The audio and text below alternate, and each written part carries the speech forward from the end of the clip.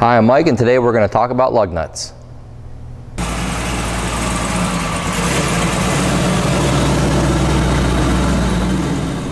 So if you have a custom-built vehicle, a lot of times we're probably going to need your input on what bolt pattern you're using for the hub assemblies on that vehicle. To measure those hub assemblies, a 5-bolt, a 6-bolt, an 8-bolt lug pattern, all those are going to have different ways they're going to need to be measured, which we'll show you here shortly on how we should be measuring those.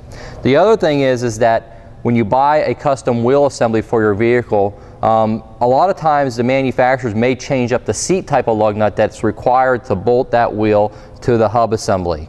There are a lot of different styles, whether it be a conical seat, which is more of a tapered seat, which we're probably used to on most OEM applications. There's also a shank style as well. And then there's different shank lengths, as well as different lug nut diameters and different taper diameters that may be required depending on the type of wheel being used. When purchasing wheels for a custom application, like say you're building like a 32 Ford and you're using a Ford 9-inch in the rear and Chevy hubs up front, what you'll come to realize is that the Ford 9-inch may use like a 5x4.5 bolt pattern, and the Chevy hubs will probably use a 5x4 3/4 bolt pattern. The thing about that is that we're probably going to need your input to tell us what bolt patterns are on those hubs. Some of these bolt patterns are going to be measured differently depending on whether it's a 5-lug, 6-lug, or an 8-lug.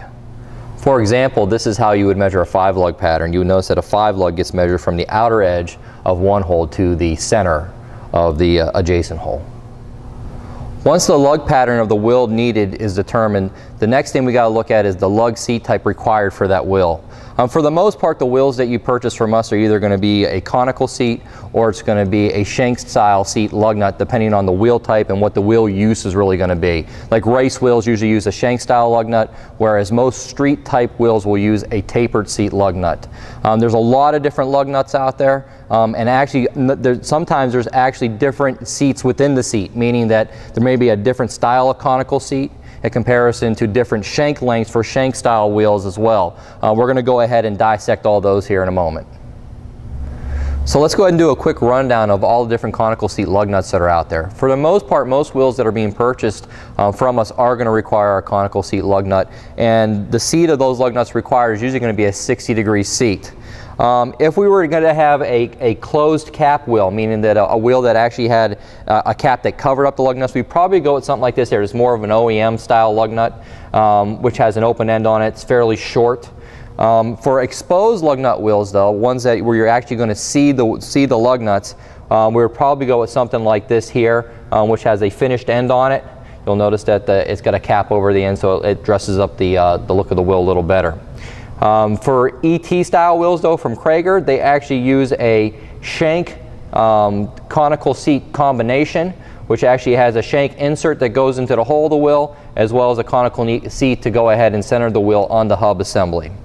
Some exposed lug nut wheels though, like they refer to them as tuner wheels, actually have a really tight hole assembly, which you'll have trouble getting a socket on. In those cases, you may be able to get away with a 3/4 inch head lug nut, but sometimes those don't even work because you can't get a socket in there on the lug nut assembly. At that point, you'd probably have to go with something like this here, which actually has an internal key setup to go ahead and actually get the lug nut installed and removed from the vehicle. Or you could also go with a spline drive assembly, which uses a really shallow wall socket assembly, which will still fit into that hole like this lug nut right here. Also, in some situations, if we had like a diesel truck or a wheel with a deeply inset setup for the hole, we would go with what's known as a duplex type lug nut, which is actually double the length of the standard style lug nut, so that you can get a better bite on it. If we were going to go ahead and use a set of circle track wheels though, everything changes. Circle track wheels, instead of using a 60-degree lug nut, now use a 45-degree lug nut like this one here, which has a larger, wider surface area to contact the wheel. That would be like an aero race wheel or any type of NASCAR style wheel. Those wheels will only work with this style lug nut alone, and that's it. Selecting lug nuts for a shank style wheel is actually a little easier than selecting for a conical seat wheel, because there's really not as many options as there are with the conical seat lug nuts. For the most part, all you have to figure out with a shank style, which is usually a race type wheel, is the length of the shank assembly. That's the underhead length of each of the lug nuts. For the most part, it's either going to be a 1/2 inch shank, a 3/4 inch shank, or an 1 3/8 shank. And we'll be able to determine that for you depending on which wheel you actually purchase from us.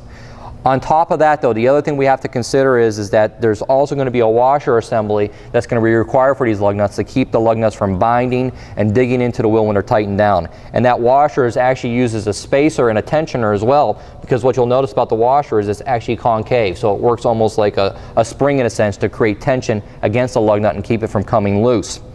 For your Unilug wheel guys though, like your Krager SS's and whatnot, sometimes it will not require a standard centered washer. Instead, what it will require is an offset washer if you have the smallest bolt pattern that wheel will accept, like a 5x4 or a 5x4 1/4 bolt pattern, which is closest to the center of that wheel. And what you'll notice is that offset will give you the proper clearance so that the washer does not run into the center cap of that wheel assembly.